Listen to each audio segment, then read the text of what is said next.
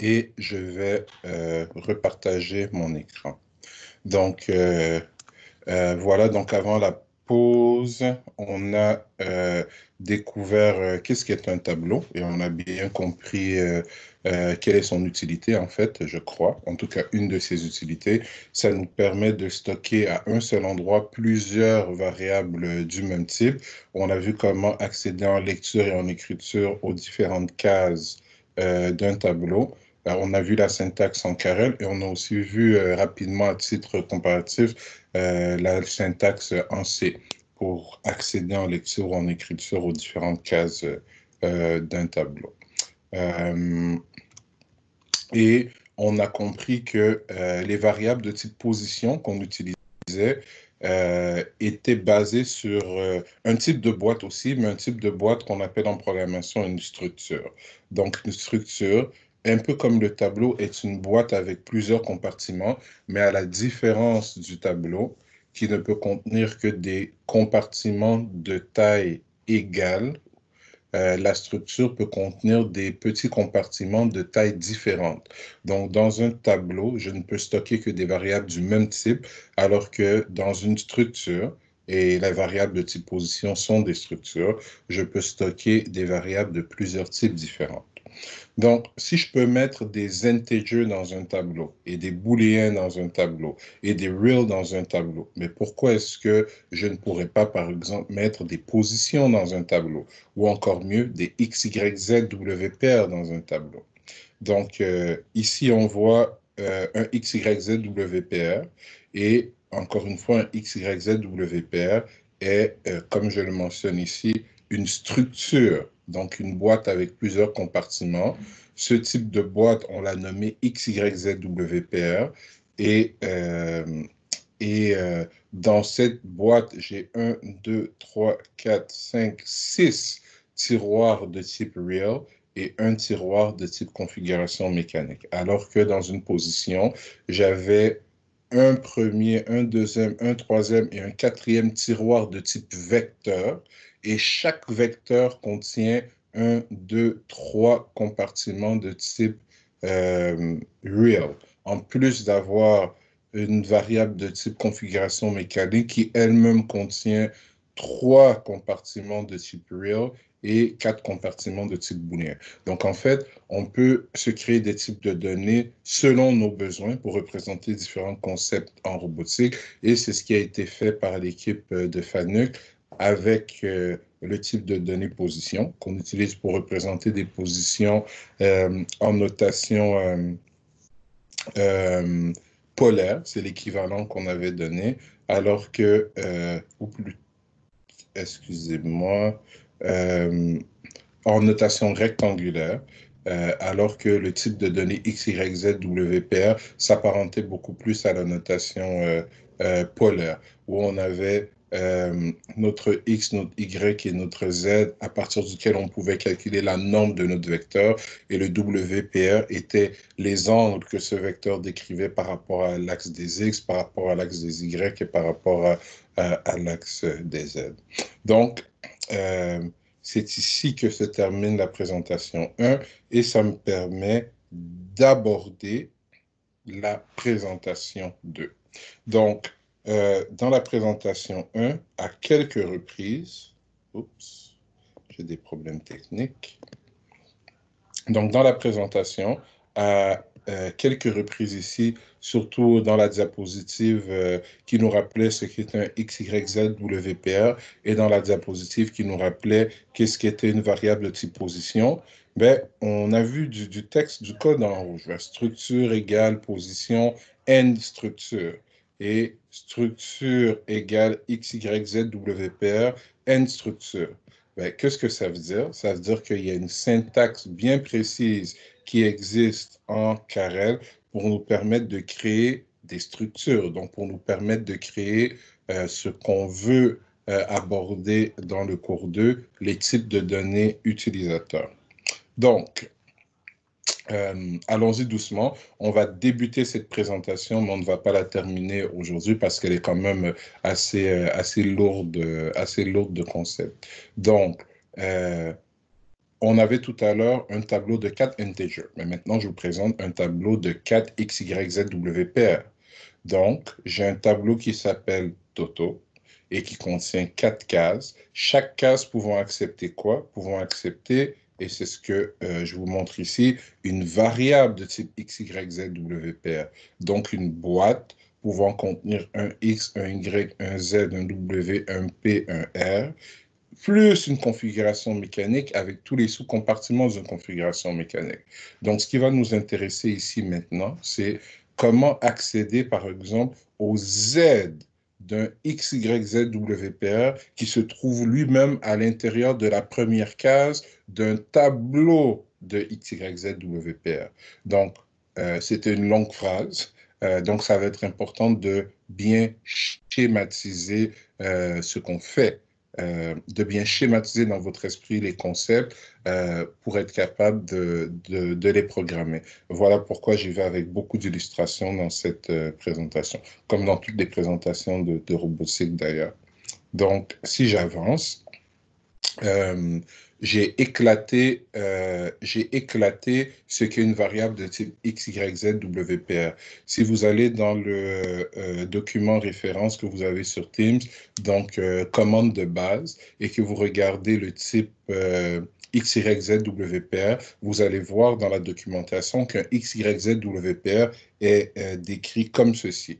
On a le nom du type de données suivi de égale structure et suivi de... est-ce que c'est pas l'inverse? Je vérifierai tout à l'heure. Structure et le type sont peut-être inversés, mais bref.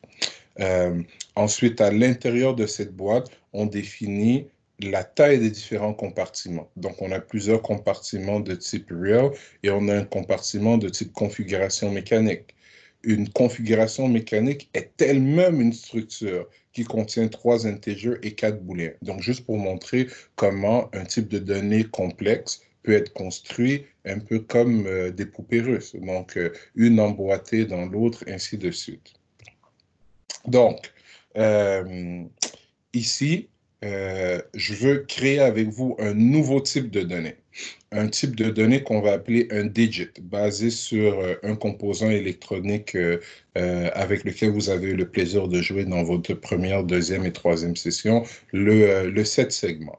Donc, un 7 segments, comment ça marche en électronique? Ben, on a un assortiment de 7 LED branchés en cathode commune ou en anode commune.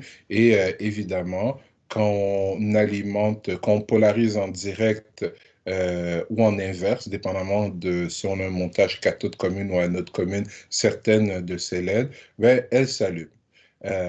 Et avec ce qu'on appelle un convertisseur binaire à 7 segments, on est capable de prendre des valeurs binaires et de les convertir en leur équivalent décimal pour afficher les chiffres 0, 1, 2, 3, 4, etc. sur notre 7 segments. Donc, ce que j'ai voulu faire ici, c'est créer un type de données qui allait modéliser un digit, un chiffre de 0 à 9. Donc, regardons graphiquement l'idée et ensuite regardons comment, en termes de programmation, en mémoire, est-ce que j'ai représenté ce nouveau type de données. Donc, notre type de données va s'appeler un digit. Donc, on voudra créer une variable de type digit. Ben, on devra donner le nom de la variable de point le type. Donc, dans un digit, moi, j'aimerais que lorsqu'on utilise une variable de type digit, elle représente euh, physiquement sur la table tous les différents blocs nécessaires pour construire un chiffre. Donc, ça me prend des x, y, z, w, p, r, des variables qui représentent physiquement des positions. Donc, ce sont mes blocs noirs ici. Donc, j'en ai 7. Pourquoi? Parce que dans un 7 segments, on a 7 segments. Ces 7 segments sont l'équivalent des 7 blocs que je pourrais placer en différentes configurations pour représenter toutes les valeurs décimales de 0 à 9. Et ensuite, mes ronds ici représentent des booléens. Pourquoi? Si je veux représenter, par exemple, le chiffre 3, donc j'aurai besoin du premier segment, du deuxième, du troisième, du quatrième et du septième, mais de mais non pas du cinquième et du sixième. Donc, les booléens vont me permettre, quand ils sont on, de savoir quel segment je vais devoir physiquement placer ou non sur la table. Donc, pour représenter un digit, ce que j'ai décidé de faire ici, c'est me créer un nouveau type de données basé sur une structure. Donc, le nom de mon nouveau type de données égale une structure, une boîte. On ferme la boîte avec une structure et à l'intérieur de cette boîte, on définit ce qu'on veut. Donc, moi, je veux un tableau de XYZWPR qui va s'appeler segment et qui va contenir 7 XYZWPR, mais 7 blocs noirs. Ensuite, je veux un tableau de booléens qui va contenir 7 booléens et qui va s'appeler statut. Chaque booléen devant m'indiquer si le XYZWPR associé doit être utilisé ou non pour construire un chiffre en particulier. Donc, voici notre nouveau type de données.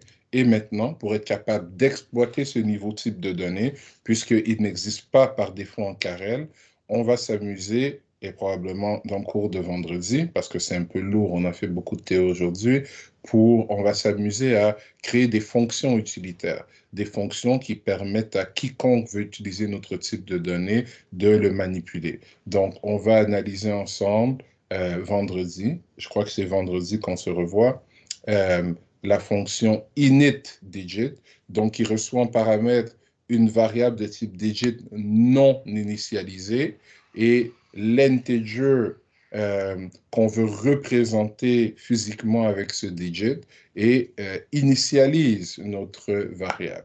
Et on verra comment le code qui est ici fonctionne. Vous voyez que dans ce code, on a de magnifiques 3 petits points. Donc, les 3 petits points, ça va être votre travail de les compléter. Une fois que je vous aurai expliqué en théo que fait cet algorithme de base. Je vous demanderai de compléter les différents cases, donc les différents cas de cette routine. Et on en aura une deuxième qui, elle, s'appelle write_digit, donc qui reçoit le digit initialisé, qui est le retour, juste ici, qui est le retour de notre fonction init_digit, donc qui reçoit ce digit en plus d'une position autour de laquelle construire physiquement notre chiffre. Donc, c'est la deuxième routine qu'on utilisera. Et encore une fois, il y a des 3 petits points. Pourquoi? Parce que les 3 petits points seront votre travail. Maintenant, on sait que dans le squelette de base d'un programme Carrel, on a évidemment les variables, les constantes, les routines, le programme principal. Mais où est-ce qu'on déclare nos propres types de données? Et je vais sauter. Voilà, donc on sait qu'on a les variables, les constantes, les routines et le programme principal. On sait que les constantes et les routines, leur position peuvent être interchangées, mais cette session-ci, on va rajouter un 5e bloc, les types de données utilisateurs. Donc, dans notre programme, on va découvrir un nouveau mot-clé, le mot-clé type. Donc, quand on veut créer des nouveaux types de données, on doit déclarer la section des types de données utilisateurs en rajoutant le mot-clé type. Et à cet endroit, on peut déclarer nos nouveaux types de données. Donc, voici mon fameux digit contenant un tableau de XYZWPR qui s'appelle segment et un tableau de booléen qui s'appelle statut. Et une fois que j'ai créé mon nouveau type de données, je vais être capable de déclarer des variables basées sur ce type. Donc, j'ai une variable qui s'appelle nombre de type digit. Et les fonctions sur lesquelles on va travailler, la routine WDGT pour write_digit et la routine INT_digit pour init_digit vont nous permettre de manipuler un digit. Une fois qu'on aura régler le cas de ces fonctions, on va en analyser d'autres ensemble. Comment effacer un digit, comment déplacer un digit, comment échanger deux digits. Donc, on aura beaucoup d'algorithmes intéressants à discuter ensemble cette session-ci. Mais avant de terminer la réunion d'aujourd'hui, je veux prendre la peine de faire ceci. Non, on ne va pas sauver ce fichier. Donc, disons que je viens ici et je me déclare. Donc, j'ai ma section type, comme on vient de spécifier dans les notes de cours, et je déclare un nouveau type, le type digit, qui est une structure et and. Donc, on a une nouvelle structure et cette structure, on a dit qu'à l'intérieur, on a segment qui est une array de 7 quoi? 7 X, Y, Z, W, P, R. Y, Z, W, P, R. C'est bon. Et on a aussi statut, deux points, qui est une array aussi de 7, mais de 7 quoi? De 7 booléens. Donc, faisons un peu de ménage. Parfait. Donc, j'ai une variable de type digit. Allons-y. Si maintenant je crée un tableau de digits, donc ça ressemblerait à quoi? Donc, je vais appeler ça tab DGT. Donc, de type array. Donnons un exemple, peu importe, 4. 4 of digit. Donc, vous voyez que peu importe que ce soit un type de données qui existe par défaut en Carel ou que ce soit un type de données que j'ai créé moi-même, la syntaxe pour déclarer un tableau est exactement la même. Maintenant, on n'a pas encore vu comment insérer des informations à l'intérieur du tableau de XYZ WPR qui s'appelle ici. On n'a pas encore vu non plus comment insérer de l'information à travers ou lire l'information à travers le tableau de booléen qui s'appelle statut qui se trouve ici. Mais en réalité, oui, on l'a déjà fait. Pourquoi? Parce qu'une position est une structure et on sait comment travailler avec des positions. Donc, si j'y vais simplement, avant de m'exciter avec des tableaux de digits, mais que je fais tout simplement, pour commencer, un digit, tout simple. Donc, DGT de type digit. Donc, je répète, on n'a pas encore vu comment initialiser un digit, mais disons que DGT est un digit initialisé. Comment est-ce que je pourrais, dans ce cas, avoir accès à un des 7 XYZWPR qui se trouve dans le tableau segment? C'est relativement simple, comme avec une position. Donc, le nom de ma variable, c'est DGT. Quand je fais point, quand on faisait point sur une position, qu'est-ce qui se passait? On avait accès aux différents tiroirs d'une position. Donc, le tiroir approach, le tiroir orient, le tiroir normal, le tiroir location et le tiroir config. Ben, dans un digit, on a accès au tiroir segment et au tiroir statut. Donc, point, segment. Maintenant, segment est un tableau.